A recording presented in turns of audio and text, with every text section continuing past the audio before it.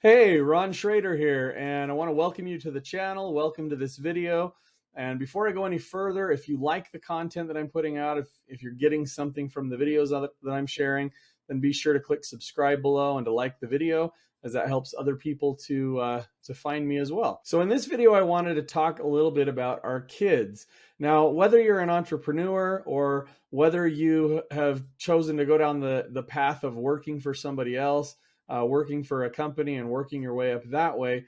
The bottom line is when it comes to work, when it comes to creating something and building a life for yourself, it requires us to take action. It requires us to actually do something.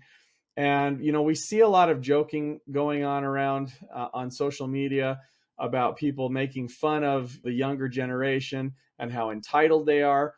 Well, this is a problem that I think stems from a lot of the parents who have been raising these kids.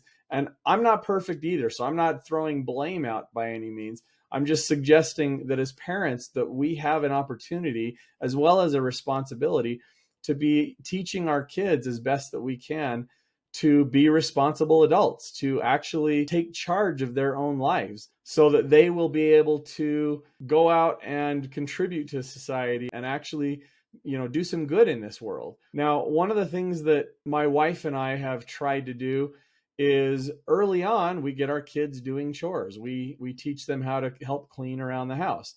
So today I actually had an interesting experience. I'm going to share the whole story because it's kind of funny, actually. My youngest daughter, who is 11 years old, I hope I got that right, or I'm going to get in trouble because I don't always remember how old my kids are. I got to be honest with you. My youngest daughter, though, she's the only one home today. It's summertime. I'm here in my office doing some work, and I decided, you know what, the bathrooms need to get cleaned. I don't know what experience she has cleaning bathrooms. I know she's done a little bit. So I went up to her and said, hey, I've got a challenge for you. I want you to go on YouTube and find a video where somebody is cleaning a toilet. And I want you to learn how to clean a toilet good. And if you'll do a good job of this and clean the toilet upstairs, then I'll buy you some lunch or dinner. You'll get some kind of treat out of it, essentially. And without hesitation, she says, yeah, okay, I'll do it. Sounds good to her, right? So she heads off for a minute. And a few minutes later, she comes back into my office and she says, hey, Dad, how much does a pizza cost? And I'm like, well, if I get you pizza and breadsticks, maybe $10 or so, maybe a little bit more than that. And she's like, oh, okay.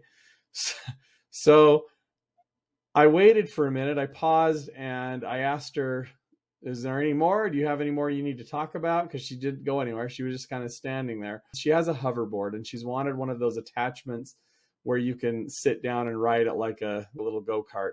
And one of her friends recently got one of those. So in her mind, she was thinking, well, maybe I can talk Dad into putting this money instead of towards a lunch, putting it towards actually getting this thing that I want. And I share this because it's kind of funny that she was that intuitive to think that whole process through and decide that she'd rather have that than food. So that was kind of humorous to me.